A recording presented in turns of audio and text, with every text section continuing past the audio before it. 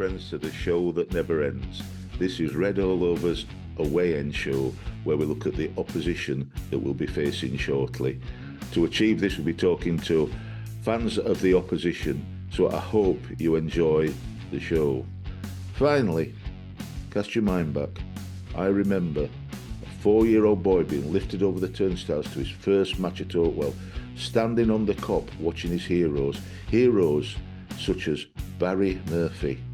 Now fast forward 60 odd years, the Kop is now an all-seater stand, and it's named the Barry Murphy stand after the legend. That 4-year-old boy is now finally, after all these years, back on the away end. Enjoy the show. Roll the title.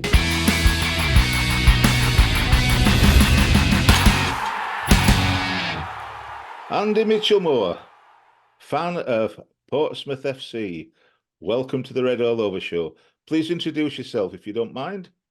Thanks, Andy. Yeah, so as you say, I'm Andy. I am a Pompey fan. Everything is correct so far. So yeah, I am a co-host of the PO Forecast, which is a Portsmouth pod through Pompeynewsnow, and spend vast swathes of my life following a team around the country, trying to kick a ball into a goal, as I'm sure many of your listeners do. So yeah, this is my downtime away from my profession, if you can call it that, which is, I'm a lecturer at Oxford Brookes University for my sins. And I teach anything sort of clinical health related. So how the human body works is my sort of background outside of, following the best team in Hampshire around the country. I listened to your preview show earlier on in the week for both the Bolton Wanderers game on Saturday and for our game on the Tuesday, and you had my friend Alan Smith, my friend of 65 years, Alan Smith, 70, and I just want to make it absolutely clear to you, Andy. I thought you were very kind to him, and he needs to at his age. He's 4 months older than me, so he's the old one. I'm the younger one of the two, so I thought you were very kind to Smith. Oh, he did a great job previewing the game. Yeah, he was very eloquent and gave us some good information. Or do you want me to slag him off? I can do that. Yeah, do that. Yeah, they mind all that. He does enough of that.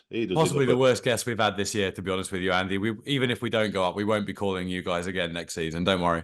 That's love. Just so you know, Andy, what I'll do is when I put this together to upload it, I'll cut the nice bit out and I'll just put that bit. Oh, I completely support that decision. Yeah, I completely encourage that.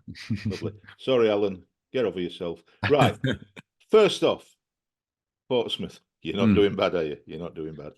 Before we get into where you are and to your style and formation of play, how do you set up and what sort of style do you have?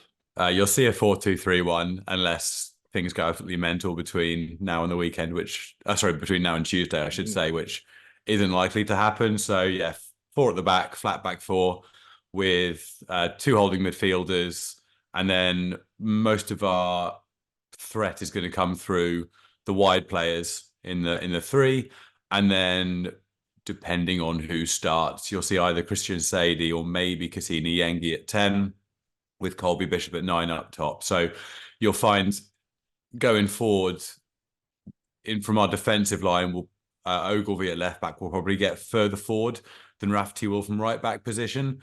But the wings is where we're really going to probably try and dominate the game. It's what we try and do at home and play a lot of possession football. They'll be very patient, especially if you don't execute a high press.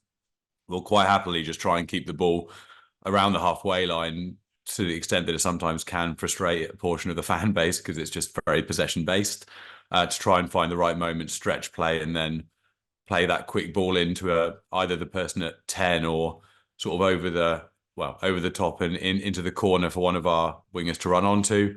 And then, have one of those wingers dribble in from the left or the right. So probably either Abu Kamara or Paddy Lane, and then either finish low or pull back for someone like Bishop to hit in from 6 to 8 yards. So I'm hoping I predicted a few of our goals there. That'd be good. It would make me look very prescient, sort of Nostradamus style, if so.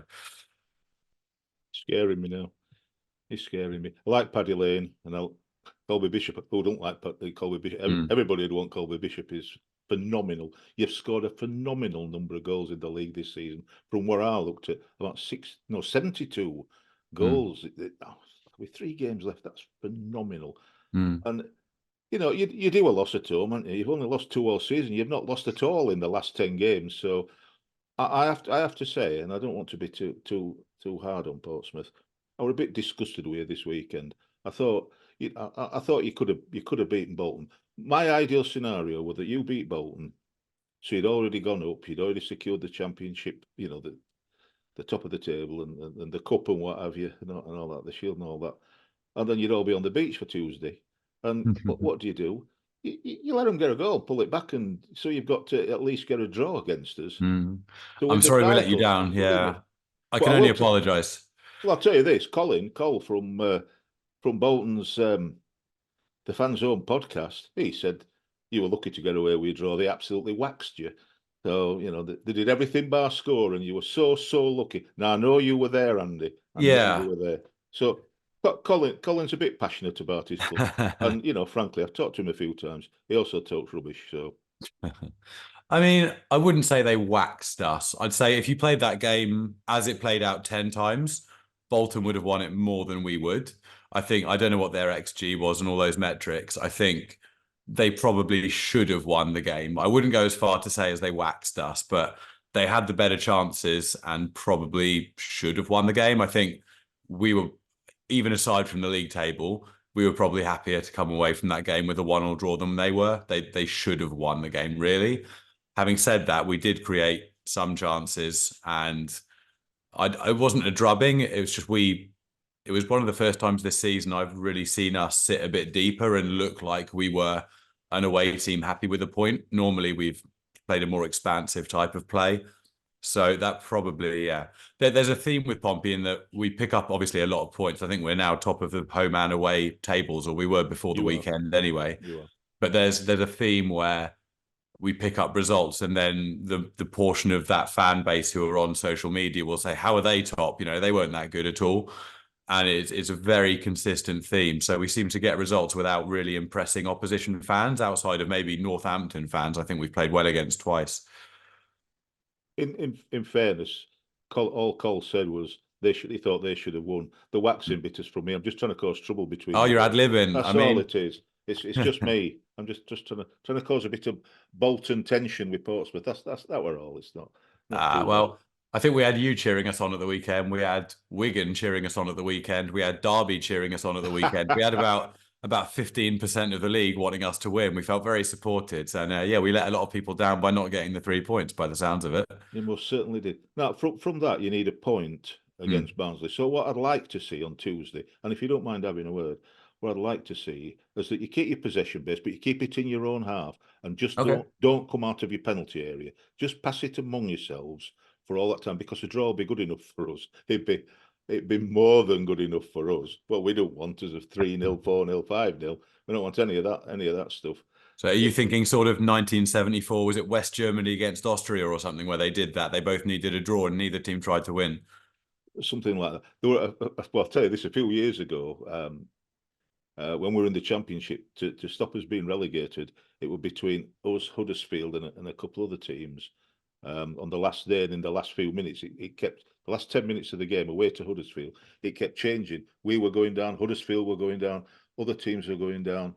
I think it was Peterborough playing Crystal Palace, and we found out our game was going on to long into added time, a bit like it is nowadays. And we found out, I think it was Crystal Palace had scored against Peterborough. So if we didn't lose and the Huddersfield didn't lose, we both stay up. And I don't think I've seen 10 minutes of football where our goalkeeper's just strolled up and down his penalty area with the ball at his feet, where everybody just watching him. It was, I mean, you'd look at it and say it was disgraceful from a footballing point of view. Yeah. Very disrespectful to Peterborough. But I thought, get in. We've stayed absolutely. up. Needs must. And then the daftness is both sets of fans were all together on the pitch celebrating together. I think there was a game like that. Is it in League Two last season at the end of the year, maybe? Was it League what? I think it was League Two, where there was that exact situation where both teams were content, and the last 8 minutes, one team literally just passed it around themselves in their own half. Both teams were happy with it. But I'm disgusted with my own team on that day. Absolutely disgusted. I can tell. Absolutely disgusted. I can feel it, yeah.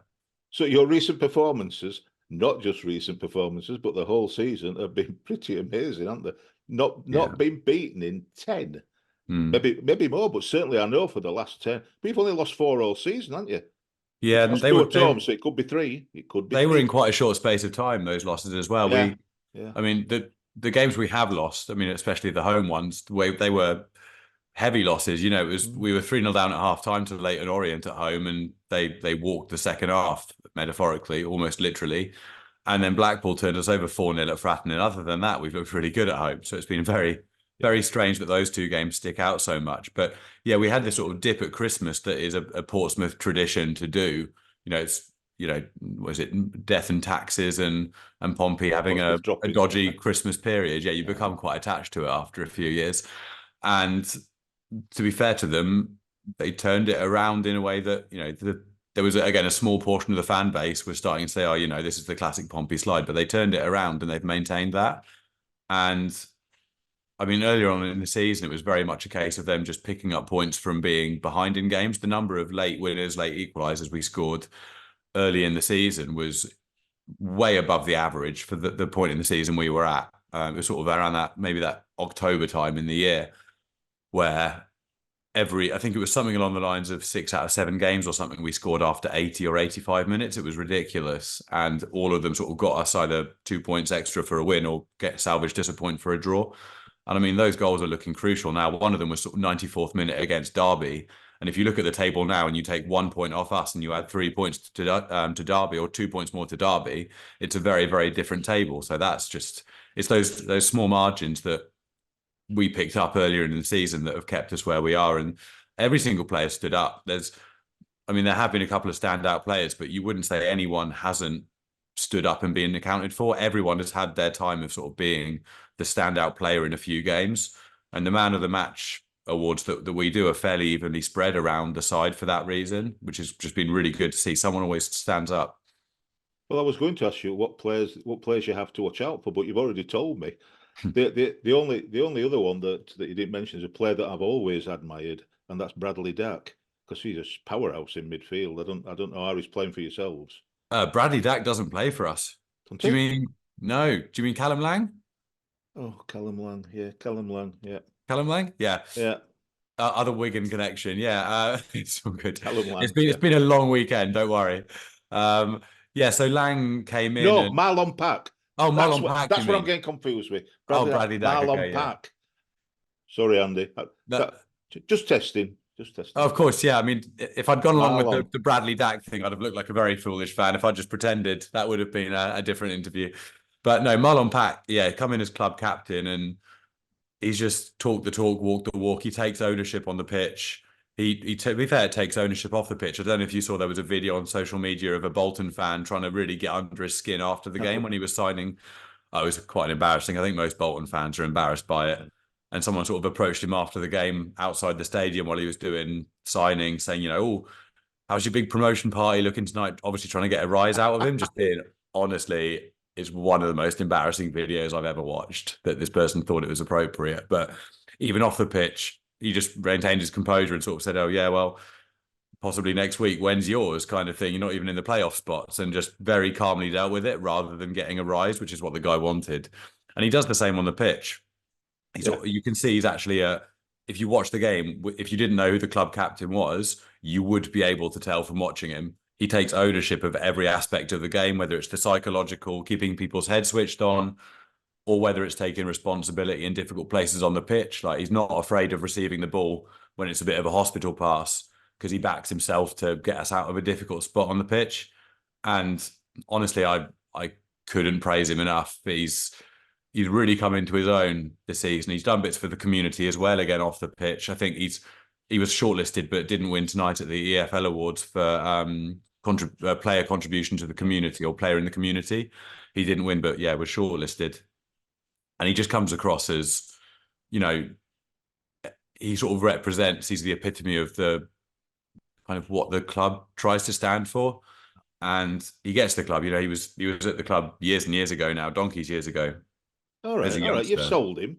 You've sold him to me. You don't have to keep going on about it. We know he's a good player. What was the phrase you used, Andy? You said, Andy, please wax lyrical. This is me waxing lyrical. Flipping egg. Right, you've told me loads about strengths, Andy, loads. Oh, dear me. Scaring me to death, and anybody that's going to watch this, you're scaring us to death. It's classic. It's always easy to be scared, and then you'll be 2-0 up in 7 minutes and think I was just chatting a load of rubbish, won't you? But I've got to big the side up a little bit. Yeah. Between us, and I promise you, nobody else will get to hear this. Of course. As you would know, nobody will know. Weaknesses. Please tell me you've got some weaknesses somewhere. I mean, between us, yeah, absolutely. Yeah. Don't let anyone else know. No. So one thing that has been executed fairly well, it's one thing that Blackpool did really well and Bolton tried to do yesterday at time of recording, was playing diagonal balls aerially towards our left back position and doubling up on our left back, Conor Ogilvie. I think earlier in the season, Blackpool, I think, did it to Jack Sparks, who's our other left back. And essentially one of them competes with the left back, and like Sparks especially not amazing in the air, really good footballer, not brilliant in the air. Ogilvie slightly stronger in the air. But if they win that first ball against Ogilvie and win the knockdown and then get a 2-on-1 against Shaughnessy at left centre back, that's where, yeah, Blackpool got a lot of success trying it, and Bolton got some success. I think physically, a lot of it also depends on the referee at the other end of the pitch. If you're trying to negate us going forward, Colby Bishop will try and win a lot of free kicks in the 9 position. He will have the ball played up to him facing away from goal, and we'll shield it, and then we'll go down. And it is completely down to the referee on the day whether that's successful and gets us 30, 40 yards up the pitch in a free kick, or, as happened yesterday, the referee doesn't give anything. Honestly, Santos at Bolton had a really good game, got away with absolute murder as well. Yeah, we've seen that. Yeah. He was excellent as a footballer, but he also got every decision from the referee, which was frustrating. But yeah, if the referee is one of those that doesn't give much to Bishop, then potentially we can be in a position where we play a long ball out, Bishop's isolated, doesn't win the free kick, and you can turn over possession because he's gone down. And if that happens quickly when we've not got up to support, it can give you the opportunity to launch a few waves of attack in a row. The other thing would probably be, I mean, we do play out from the back. We try and encourage a high press, and then the players back themselves to play through that press. Yeah. So there, on occasion, you'll see, we'll literally play the ball across our own 6-yard box in our own penalty box, or some risky balls across the 18-yard box with pressure on. And 95 times out of 100, they work out well because the players are really good with the ball at their feet. But there are times where we can have possession turnover in our defensive third and put ourselves in a little bit of trouble. Over the course of a game, there's a net gain from it, but it does create some opportunities against.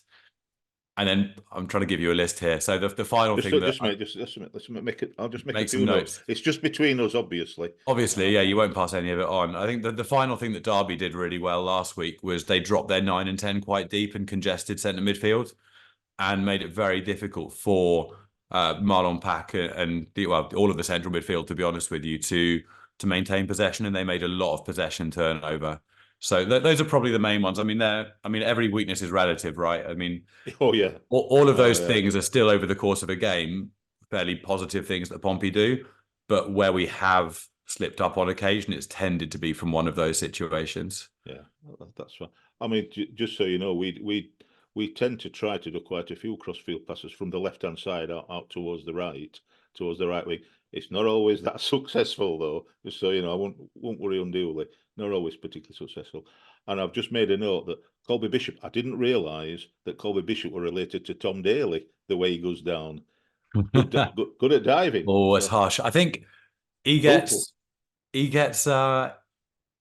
manhandled quite a lot, to be fair, and doesn't seem to get any decisions from it. I think he looks for these free kicks, but at the same time, because of that, there are times when he will have his shirt essentially torn off his back and not get anything given to him. So, yeah, very referee dependent. It can be quite frustrating. Him and Yengi at the weekend, I mean, they got given nothing by the referee. I mean, yeah, I don't like to slate referees because, it's a bit of a easy way out and a bit of a, easy sort of rationale for why you've not won a game. But yeah, wasn't great yesterday. If we get a ref that doesn't give them anything, there'll be a lot of frustration around. If you ever watch our instant reaction shows we do it straight after the game outside Oakwell. So passions are always higher, whether the good passions because we've won or poor passions because we've lost or whatever. I can guarantee you the referee were at fault. We should have had a penalty. And this is me. Should have had a penalty. We were robbed. And I will agree, we've got, like you've got Colby, we've got Sam Cosgrove, who he could be taken out with an axe and he wouldn't get the free kick. And utterly agree about Santos. I don't know how he gets away with some of what he gets away with. It's quite unbelievable. Quite insane. So, what are your thoughts on the game then? I mean, we won't set out looking for a point just because we need a point to go up. I think. Oh, go on, don't. And I'm sorry to burst your bubble, but to be fair, that's likely to cause more opportunities for you because, if we commit men forward, we can look vulnerable if a team's able to drive through centre midfield. That's something we did poorly against Derby, was track runners through centre mid when a team breaks. Yeah. So it could create more of an open game for you. But I mean, we tend to set out in a fairly similar way at home. We with the exception of the Bolton game, we don't sit too deep and invite teams onto us very much. Even when we're a goal up, we'll tend to try and get a 2-goal cushion. It's not a case of, score one and then batten up the hatches like it used to be under Kenny Jackett. It's very different now. So don't ask any follow-ups on that. I don't want to talk about that. That was a bad time for us. Thank you. I appreciate that. I've got friends who remember him from Rotherham as well as from the Midlands, from Wolverhampton as well. So I'll not bring him up at all for you. Thank you. I appreciate that. You've got John Musinho now, haven't you? He's got you playing, hasn't he? He's really doesn't he look? He looks good in a quarter zip, doesn't he? I mean, I'm a comfortably straight male in a straight relationship, and I still think he looks he looks fantastic in a quarter zip. But he's done wonders, hasn't he? He came in as an unknown to essentially the entire fan base, and not with an axe hanging over his neck from above, because he was always going to get time. But I think the amount of patience the fan base would have had with him had things not gone well would have been a lot less than if we'd brought in a known name with a track record of success. He had quite a short leash, I think, from a decent portion of the fan base. And he's just come in and like a duck to water to it. And he was very well rated at Oxford in terms of his sort of having done his coaching badges and being on various player boards and such like. And he's come in and he's a thoroughly nice bloke. He's honest in interviews. He doesn't give you the cliche answers. He also doesn't give you your horrible answers like your Joey Bartons and Lee Bowyers. You get pleasant conversation from him. That's another road not to go down probably in this chat today. Certainly not for us, yeah. Yeah, right. Yeah. And yeah, sorry. All right. And we've not got positive views on Joey Barton. I don't think many people do at this point, thankfully. Except Joey Barton. Joey Barton does, but I'll leave it. I know. Well, another chat for another time. But yeah, Messino's come in and he's won the fan base over very quickly. He's adept to making changes in game style-wise. There's only really been one game this year where I think tactically he's been outdone, and that was the first half of the Leyton Orient game where they found some pockets in front of our back four where there shouldn't have been any. It was like our two centre defensive midfielders weren't there. But he's adept to changing things in play. He's not afraid to make decisions. We were drawing, away against Barnsley, you're drawing 1-0. It's a decent result, it looks like, in the second half. And then after about 55, 60 minutes, made 3 changes because he just wasn't happy. And he was quite right to, Bishop wasn't getting anything. He came off. I think Paddy Lane, who looked quite leggy, came off. And maybe Callum Lang possibly also came off at that point. And he just wasn't afraid to mix things up, even though on paper, the scoreline wasn't bad. But he takes risks. And so far, they've paid off. You didn't have to justify saying why you're saying Musinho's a good-looking guy. I wouldn't judge you. What the circumstances are, I wouldn't judge you. We're all friends. Let me ask you this: while we're talking about you, I've got two questions. For you. We've got 2 young 11-year-olds, twins, George and Isaac. We often call them on our show Little Alan Andy, Little Alan Smith, and Little Andy Symcox because they think that's what they are. And they think they're going to introduce themselves as Little Alan Andy. They think they're going to take over the show. Not while I've got breath in my body. I was going to say, are they going to be doing it in 65 years, saying that they've been going to games together for 65 years? No, me and Smithy are still going to be doing it in 65 years. Don't spoil it. That's what we're going to be doing. So they've got 2 questions for you that I would say is a little bit cheeky, but I'm going to put them on now, Andy, and they're going to ask you the first question. Can you remember your first away game, or are you too old like Andy? First game. So my first game would have been, this is normally the point where I remember how old I am and feel slightly demoralized. So my first game would have been 1999. You're young. And You're young. 1999. yeah. Oh, Oh no, I mean I was 8. It wasn't like I was 6 months old. I was born in 91. But yeah, I think it was Rotherham at home, and I'm fairly certain it was a 0-0 draw from memory.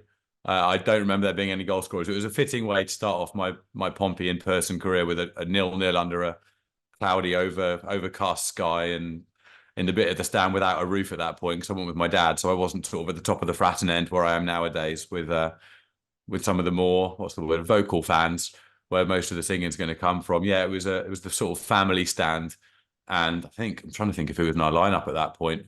We played against Paul Warne, who is now managing Derby. I think he was in the Rotherham starting lineup, which again kind of dates it a little bit. But yeah, back in the days when the Milton end didn't have a roof, I think it was Pete.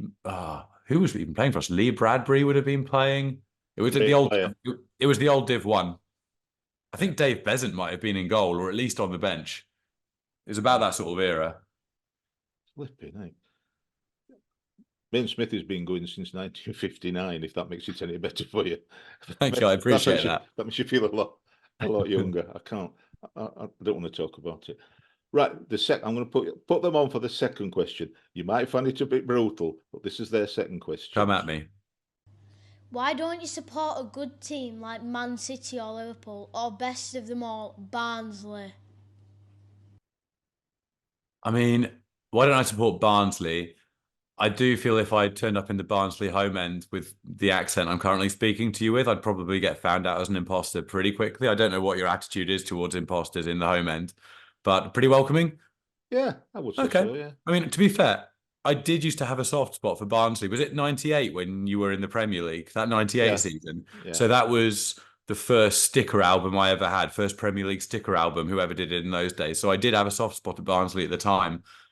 Did you get a sticker album just because we went into the Premier League? Naturally, of course. That's all right. I don't mind whether you. I was just going to say, I don't care if you lie.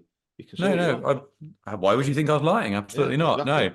So in terms of Barnsley, I mean, it's one of those teams that I had a soft spot back for when I was younger. I think I'd probably stand out a little bit. Also, it's a hell of a commute to home games. From where I live in Oxford, so I do 2.5 hours down to Pompey and back every home game. Well, 2 hours down to Pompey and back. Away games are actually easier for me. Yeah. But yeah, Barnsley, I think, might be going from the sublime to the ridiculous in terms of commutes. In terms of why I don't support a better team on paper, it's a cheeky question, but it's a fair question. I mean, you don't get the ups and downs, do you? I mean, firstly, Portsmouth's a one club city, so it's not like we're in Manchester where you've got Man City, Man United. Obviously, we were up there watching Bolton this weekend, and I couldn't get used to how many different football shirts there were in the city centre on Saturday and Sunday. It was very odd. So yeah, one club city. I was brought up on the Isle of Wight, which is just next to Portsmouth. Yeah. And I mean, you look at the roller coaster of a ride since 1999 through to now, from winning Div 1 in, what was it, 2002 or 2003, up to the Premier League, and then a fairly well documented, should we call it a fall from grace? I think it might be a bit more of a fall, more of a face plant, and then repeatedly smashing your head on the floor while, having people take all the money out of your pockets and then try and, make you go out of business. So that was interesting. With some, the FA Cup was in there somewhere as well. And then this slow. Yeah, because you got there, didn't you? We that same year, we lost out in the semi-finals at Wembley against Cardiff. So was that the year you beat Liverpool in the? Yeah. It was that year, yeah. Beat Chelsea, Liverpool, and then Chelsea, and lost sadly at Wembley to Cardiff. Or we could have been playing you.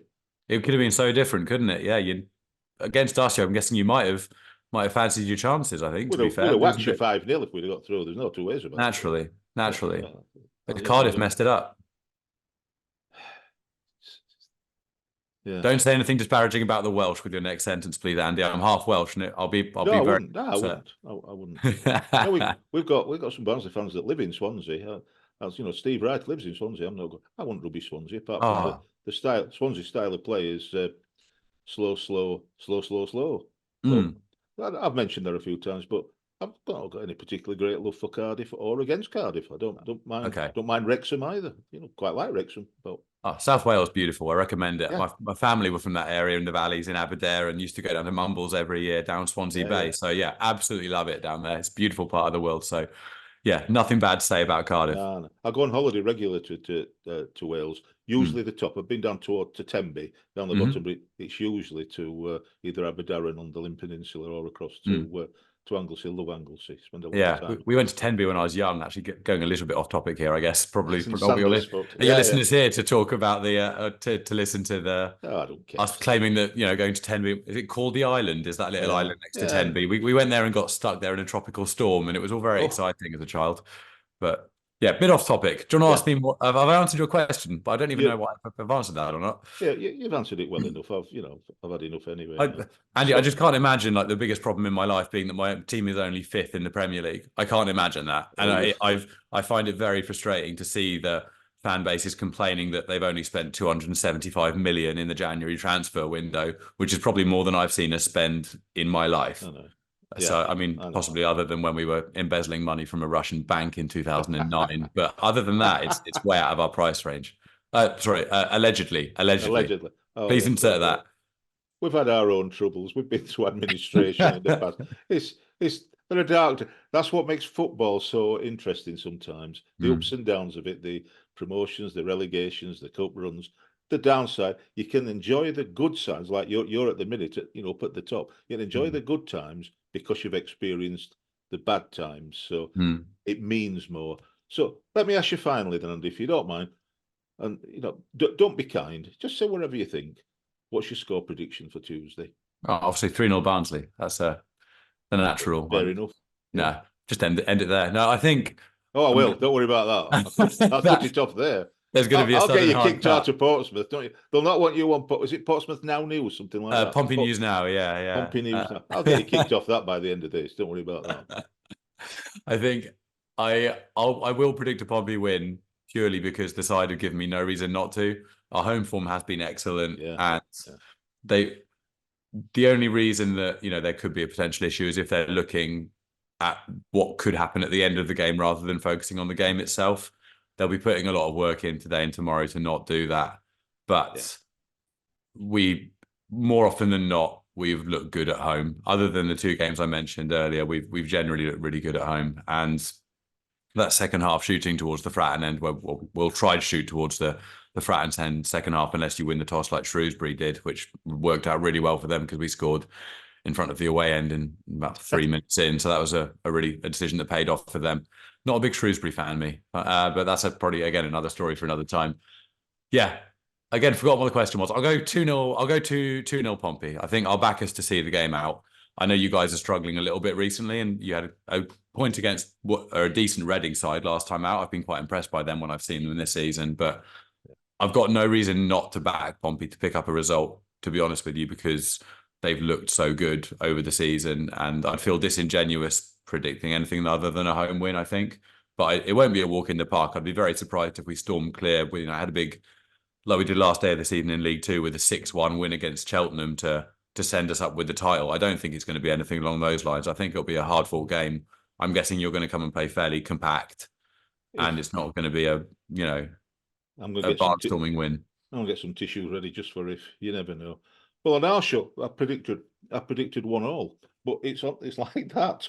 1-1, and it's only because, as you say, I don't like predicting Barnsley to lose. So the worst I can tend to predict is a draw. So go with that. I think honestly, if you said about passing the ball around, if we see that 85th minute Derby and Bolton are both 2-0 down, which means that we've gone up anyway, and I think are possibly champions anyway. I'd have to check that. If we get a point, then. I mean, I'll take 1-1. If we're 1-0 up and they're both losing, we'll give you a goal. It's probably going to get a 10-point deduction for irregular betting patterns, but I'd quite happily do it, to be honest with you. If it means we win the league, I don't care what the result is on Tuesday night. Well, keep an eye out what the scores are on the other games and pass it on. Pass it on, Andy, when it comes to the last few minutes. I would say quickly, Andy, if any of your fans are coming down, this is not a paid product placement because we're not affiliated with them. If your fans are looking for a nice place to have a drink before the game where it's home and away mix, no issues at all. Like, not that there would be anyway. There's a brewery called Staggeringly Good Brewery, which is right next to the away end, or a 2-minute walk from the away end. Yeah. Dinosaur themed, like independent brewery on site, sort of like nice beers. You're not going to get your Carling there. No offense to Carling. I'm sure they're not probably going to sponsor us at any point anyway, but yeah, it's a really nice mix of home and away fans and quite a nice open atmosphere. So that's probably where I'd recommend if they want a nice relaxed pre-game. That's lovely news. And for everybody else, Pompeynewsnow, and you'll get to hear Andy talking. If you listen to the one in the week, you'll get to hear him and his colleague talking to Bolton fans about yesterday's match, and also to the delightful Alan Smith, who does really well on that show. He's rubbish on our show, but he did really well on your show. So he saved his performance for the Pompey away day, did he? He always goes for the glory. He goes for the glory. So, Andy, thank you. I'm glad you got home all right today, all the way from Bones. It's a hell of a drag all the way back down. Although you only went as far as Oxford, didn't you? Yeah, it's only 3 hours. It wasn't too bad really, and I wasn't driving. My girlfriend was, so I just sat in the passenger seat eating Skittles. So it wasn't the most strenuous, 3 hours of my life. Before I say thank you, does your girlfriend know about John Musinho? Has she got any idea? My girlfriend is actually bisexual, so she's more than on board with it. She's accepting of a man crush from my side, and I think she. At all. No, nothing. I'd be quite worried if she didn't see him as an attractive male, because it would make me question her judgment, to be honest with you, Andy. So, yeah, I'm very relaxed with it. We're all good. Very well said, Andy. Very well said. Thank you for everything you've done on this show. It's been an absolute pleasure talking to you. Thank you, Andy. Likewise. And I hope you win the title, but hopefully, not by trashing nose. But all the very, very best, mate. Cheers. Take care. Finally, as Kenneth Wolstenholme said in 1966, there are some people on the pitch, they think it's red all over. It is now.